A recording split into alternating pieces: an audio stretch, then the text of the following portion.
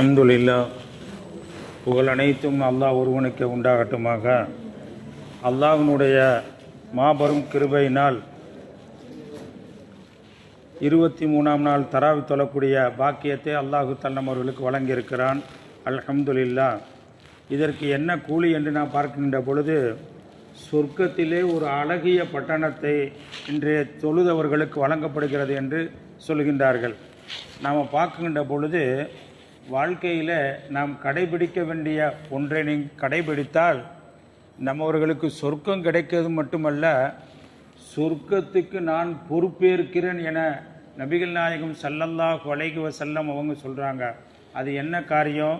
அலைக்கும் பிஸ்ஸிதுக்கு, நீங்கள் உண்மை சொல்பவர்களாக நீங்கள் மாறிவிட்டீர்கள் என்று சொன்னால் இது உங்களை சொர்க்கத்திற்கு அழைத்து செல்லும் என்று நபிகள் நாயகம் ஸல்லல்லாஹு அலைஹி சொல்லிவிட்டு சொல்கிறாங்க. யார் உண்மையை பேசுகிறார்களோ அவர்களுக்கு நாளை மறு உலகம் பயன் கொடுக்கும். ஹாதா யௌம என்ஃபவு சாதிக்கின். ஹாதா, இந்த மறுமை நாள் இருக்கிறதே, என்ஃபவு பிரயோஜனம் கொடுக்கும், சாதிக்கின் அதாவது உண்மையாளர்களுக்கு தான் நாளை மறு உலகம் பிரயோஜனத்தை தரும் என்று நபிகள் நாயகம் ஸல்லல்லாஹு அலைஹி வஸல்லம் அவர்கள் சொல்லி காட்டுகிறார்கள். உண்மை சொல்வதின் மூலமாக உலகத்திலேயே எவ்வளவு பெரிய அந்தஸ்தை அடைந்திருக்கிறார்கள். அதாவது கஷ்டத்திலிருந்து சிரமத்திலிருந்து எப்படியெல்லாம் பாதுகாக்கப்பட்டிருக்கிறார் என்பதற்கு ஒரு வரலாற்றை நாம் நினைவுக்கு கொண்டு வருகிறேன். ஹஜ்ஜாஜ் இப்னு யூசுப் என்ற ஒரு கொடுங்கோலாட்சி செய்யக்கூடிய ஒரு மன்னர் இருக்கிறார். அப்படி இருக்கக்கூடிய தருணத்தில் அவரிடத்தில் போய் என்ன செய்கிறார்கள், சொல்லுகிறார்கள். அதாவது ஜிப்னி இப்னு இராஸ் என்பவருடைய மகன் 2 மகன்களும் என்ன செஞ்சுறாங்க, அரசாங்கம் அவர்கள் குற்றவாளி என்று என்ன செய்கிற நிரூபிக்கிறாங்க. அந்த 2 பிள்ளைங்களும் உண்மையிலே குற்றம் செஞ்சாங்களா இல்லையா என்பது வேறு விஷயம். ஆனால் அரசாங்கம் அவர்களுடைய 2 பிள்ளைகளையும் குற்றவாளி என்று என்ன செய்கிறாங்க, தேடுகிறார்கள். எந்த அளவுக்கு என்று சொன்னால், இராணுவம் தேடுகிறது, போலீஸ் தேடுகிறது, எல்லாம் தேடுகிறது. ஆனால் அந்த 2 பேரை கண்டுபிடிக்க முடியவில்லை. இப்பொழுது சொல்லுகிறார்கள், அதாவது ஹஜ்ஜாஜ் இப்னு யூசுப் என்பவங்கள்ட்ட போய் சொல்றாங்க, அதாவது ஜிப்னி இப்னு இராஸ், அதாவது அந்த 2 மகன்களுடைய தந்தை இருக்கிறாரே, அவர் எப்பொழுதுமே உண்மை பேசக்கூடியவர் தான். ஆகையினால அவருடைய மகனை இராணுவம் தேடுகிறது, கண்டுபிடிக்க முடியவில்லை. போலீஸ் தேடுது, கண்டுபிடிக்க முடியல. ஆனா அவருடைய தந்தையிடத்தில் நீங்க போய் கேட்டால் உண்மையே சொல்லி விடுவார். உங்களுடைய 2 மகன் எங்க இருக்கிறான் அப்படின்னு நீங்க கேட்டுட்டா உடனே சொல்லி விடுவாங்க என்ற உடனேயே ஹஜ்ஜாஜ் இப்னு யூசுப் என்ற மன்னர் என்ன செய்கிறார், அதாவது ஒரு அதிகாரியை அனுப்பி அந்த பிள்ளையுடைய தந்தை இடத்திலே கேளுங்கள். காரணம் என்ன, எல்லா மக்களும் அறிந்து வைத்திருந்தார்கள், அவர் எப்பொழுதுமே உண்மை பேசக்கூடியவர் தான். எந்த சந்தர்ப்பத்திலும் எவ்வளவு பெரிய இக்கட்டான சூழ்நிலை வந்தாலும் உண்மை பேசக்கூடியவர் என்று எல்லோரும் அறிந்து வைத்திருந்தார்கள். ஆகையினால் நாம் இறுதியாக அதிகாரி மூலமாக எங்கெங்கெல்லாம் எப்படியெல்லாம் தேடிவிட்டோம், அவருடைய தந்தையிடத்தில் கேளுங்கள், தெரிந்துவிடும் என்ற உடனேயே ஹஜ்ஜாஜ் இப்னு யூசுப் என்பவர் என்ன செய்தார், அதிகாரி அனுப்புனாங்க. போய் அவர்களிடத்தில் தந்தையிடத்தில் போய் விசாரிங்கன்னாங்க. விசாரிச்சாங்க. விசாரித்த உடனே அவங்க சொன்னாங்க, என்னுடைய 2 மகனும் அதாவது வீட்டில் இருக்கக்கூடிய அறையில இருக்காங்க. போய் அதிகாரி போய் பார்த்தாங்க. பார்த்தா 2 பிள்ளைகளும் இருக்கிறாங்க. ஆனா அரசாங்கம் தேடுது, அதாவது அவருக்கு தூக்கு தண்டனை விதிக்கலாம் அல்லது அவரை குற்றவாளியுடைய கூண்டில நிறுத்தப்பட வேண்டும் என்று அரசாங்கம் தேடுகிறது.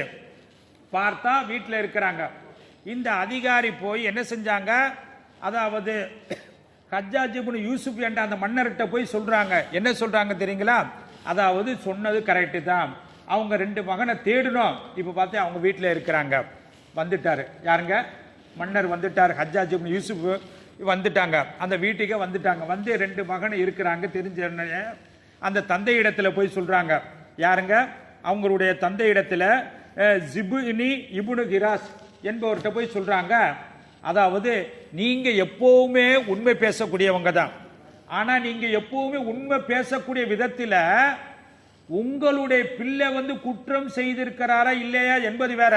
ஆனா அரசாங்கம் அவரை தூக்கு தண்டனை போட வேண்டும், குற்றவாளியுடைய கூண்டிலே நிறுத்தப்பட வேண்டும் என்பதற்காக தேடக்கூடிய தருணத்திலே நீங்கள் உண்மையை சொல்லிவிட்டீர்கள்.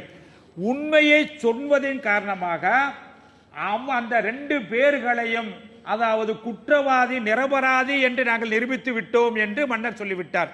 அப்ப தந்தை உண்மையை சொன்னதின் காரணமாக அந்த பிள்ளைகளுக்கு கிடைக்கக்கூடிய அந்த தண்டனையிலிருந்து பாதுகாப்பு பெற்றது என்ற வரலாறை நாம் பார்க்கிறோம். அது மட்டுமல்ல, நான் பார்க்கின்ற பொழுது பெருமானார் ரசூலுல்லாஹி ஸல்லல்லாஹு அலைஹி வஸல்லம் சொல்றாங்க, அதாவது நான் உங்களுக்கு சொர்க்கத்துக்கு பொறுப்பேற்றுக் கொள்கிறேன். எப்படிங்க?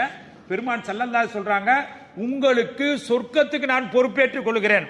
ஆனால் ஒரு கண்டிஷன், நீங்கள் உண்மையை பேசக்கூடியவர்களாக இருந்தால் நான் உங்களுக்கு சொர்க்கத்துக்கு பொறுப்பேற்றுக் கொள்கிறேன் என்று ரசூலுல்லாஹி ஸல்லல்லாஹு அலைஹி வஸல்லம் சொல்றாங்கன்னு சொன்னா, அப்ப நாம உண்மை பேசக்கூடியவர்களாக இருந்தால் நமக்கு என்ன செய்யும்? சொர்க்கம் கிடைக்கும்.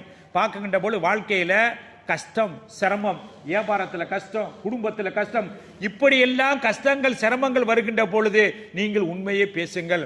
எப்படி என்று சொன்னா, ரசூலுல்லாஹி ஸல்லல்லாஹு அலைஹி வஸல்லம் அவங்க உம்ரா செஞ்சுட்டு உட்கார்ந்திருக்காங்க. வந்த உடனே ஒரு பெண்ணு கேட்குறாங்க, யா ரசூலல்லாஹ், நான் வியாபாரம் செய்கிறேன். எப்படி வியாபாரம் செய்யக்கூடிய தருணத்தில் என்னுடைய பொருளை அப்படி இப்படி சொன்னா எனக்கு நான் நினைச்சபடி அந்த லாபம் கிடைக்குது. பொதுவாக சுருக்கமாக சொல்ல போனா, உண்மை அல்லாம நிறைய என்னுடைய பொருளை பற்றி அதிகமாக பொய் சொன்னா நிறைய லாபம் கிடைக்குது, அதி சீக்கிரத்திலேயே நான் விற்பனை செஞ்சிடறேன், இதுக்கு நீங்க அனுமதி கொடுங்க அப்படின்ற உடனே உம்ரா செஞ்சுட்டு உட்காந்துருக்காங்க ரசூல் ஸல்லல்லாஹு அலைஹி வஸல்லம் அவங்க. அப்ப ரசூலுல்லாஹி ஸல்லல்லாஹு அலைஹி சொல்றாங்க, ஏமா நீங்க அப்படி இப்படி எல்லாம் சொன்னா அந்த பொருள் விற்கும், நல்ல லாபம் கிடைக்கும் அப்படின்னு நினைக்கிறீங்க. நீங்க என்ன செய்யுங்க? உண்மையை சொல்லுங்க, பொய் சொல்லாதீங்க, அந்த பொருளுடைய தரம் இல்லாததை சொல்லாதீங்க, இருக்கிறத சொல்லுங்க, அதுல எவ்வளவு கிடைக்குதோ அதை நீங்க என்ன பொருந்தி கொள்ளுங்க. ஆனால் அந்த வியாபாரம் செய்வதற்கு முன்னால் அல்லாஹ்விடத்தில் நீங்கள் பிரார்த்தனை செய்து விட்டு நீங்கள் போங்க. போகின்ற பொழுது நீங்கள் 500 எதிர்பார்த்து வியாபாரம் செய்தால் அல்லாஹ் கண்டிப்பாக நீங்கள் அந்த பொருளை உண்மையை கொண்டு நீங்கள் வியாபாரம் செய்கின்ற பொழுது 500 அல்ல 1000 கிடைக்கும் என்று ரசூலுல்லாஹி ஸல்லல்லாஹு அலைஹி வஸல்லம் அவங்க அந்த பெண்ணிடத்தில் சொல்லி அனுப்பிட்டாங்க. அந்த பெண்ணை வியாபாரம் செஞ்சாங்க. பல நாள் வியாபாரம் இதே போன்று செஞ்சாங்க.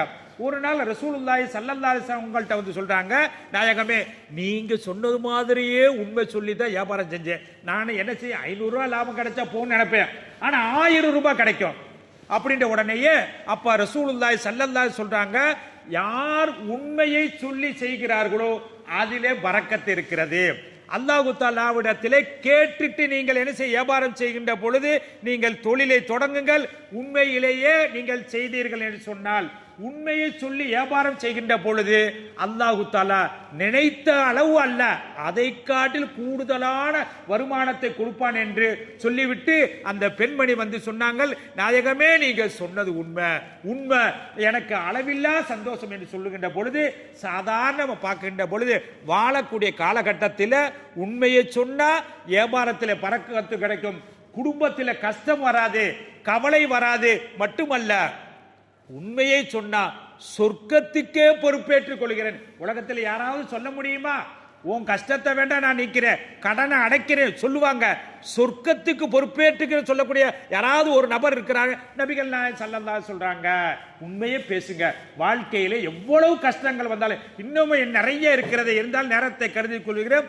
நம்முடைய வாழ்க்கையில எவ்வளவு கஷ்டங்கள் வந்தாலும், சிரமங்கள் வந்தாலும், துன்பங்கள் வந்தாலும் பொய் பேசுவதை விட்டுவிட்டு உண்மையே பேசக்கூடியவர்களாக மட்டுமல்ல, பெருமான் ஸல்லல்லாஹு அலைஹி வஸல்லம் அவர்கள் கொடுத்திருக்கக்கூடிய அந்த சொர்க்கம் நம்மவர்களுக்கு என்று சொல்லியிருக்கிறார்களே, அந்த சொர்க்கத்தை பெறக்கூடிய நன்மக்களாக அல்லாஹ் உங்களையும் என்னையும் ஆக்கி அருள் புரிவானாக.